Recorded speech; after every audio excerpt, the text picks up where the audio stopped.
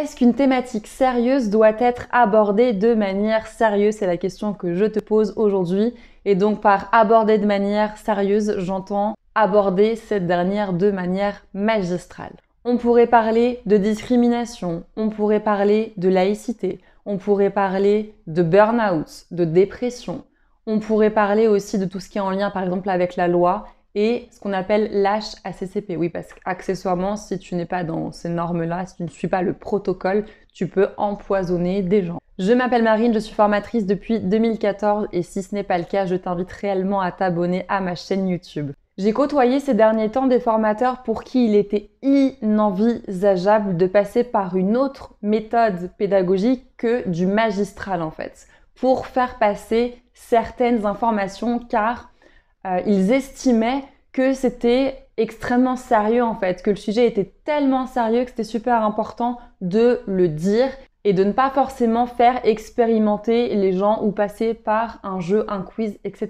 Et en fait, si on reprend les résultats de Wilson et Cohort qui ont compilé plusieurs études sur l'attention, on se rend compte en fait que l'attention d'un être humain commence à décroître déjà au bout de 30 secondes, qu'elle décroît à nouveau entre la 4e et la 5e minute, qu'elle décroît encore au bout de 10 minutes et qu'au bout d'une heure, elle décroît toutes les 2 minutes. Donc si tu veux, toi, formateur, faire un temps de formation qui dure 1 heure, 1 heure 30, sache que simplement, tu vas perdre l'attention de tes apprenants. Donc ce n'est pas forcément la meilleure des stratégies. Tu as réellement envie en fait de transmettre une information, quelque chose qui est important, sauf que la méthode en fait pédagogique que tu choisis, elle est contre-productive. Et d'autant plus si en tant que formateur, on n'a pas travaillé des compétences autour de la communication, parce que nous ne sommes pas des orateurs nés, loin de là, ça se travaille, ce sont de réelles compétences à travailler. Et donc j'ai expliqué ça aux formateurs et ils persistaient, non, mais c'est important, il faut qu'ils soient attentifs, concentrés, c'est très sérieux comme thématique, donc forcément,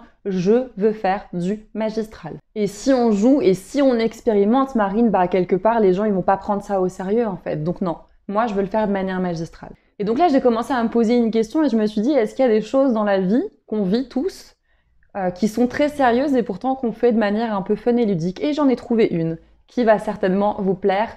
Ce que j'ai trouvé, en fait, c'est le mariage. Le mariage, c'est le fait de s'unir à quelqu'un pour la vie.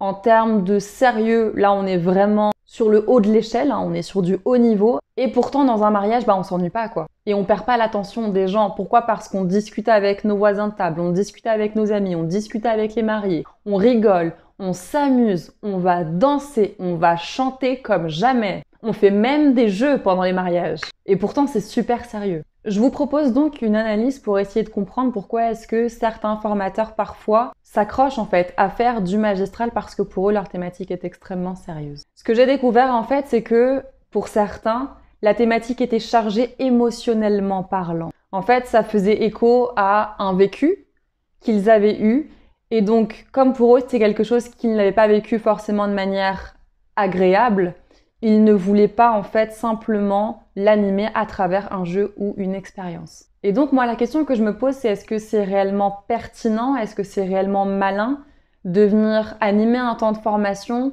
sur un sujet qui est encore chargé émotionnellement parlant pour toi? Est-ce que finalement tu es prêt à le partager? Est-ce que tu as assez de recul pour ne pas te mettre en colère, pour ne pas pleurer, pour ne pas t'enfuir pendant la formation parce que concrètement on ne sait pas trop ce qui peut se passer? Est-ce que tu es réellement en fait capable de gérer tes émotions? Si toi aussi tu fais du magistral parce que tu penses que ta thématique est sérieuse, je t'invite à te poser ces 3 questions. La première, c'est est-ce que tu as un rapport émotionnel avec ta thématique? La deuxième, c'est est-ce que tu fais du magistral parce que tu ne connais pas d'outils ludiques? Et la troisième, c'est est-ce que tu reproduis simplement ce que tu as vécu toi quand tu étais étudiant ou apprenant? Si tu as au moins un oui à ces 3 questions, je t'invite à prendre du recul, à te poser et à te demander comment faire pour améliorer finalement tes temps de formation. Parce que si on reprend l'étude de Wilson et Cohort aux USA, faire du magistral pendant 1 heure, 1 heure et demie, c'est vraiment pas la meilleure des stratégies parce que tu vas perdre tes apprenants. Si cette vidéo t'a plu, je t'invite à la liker, à la commenter et à la partager. Abonne-toi à ma chaîne YouTube. On se retrouve très bientôt. Prends soin de toi et à très vite. Ciao!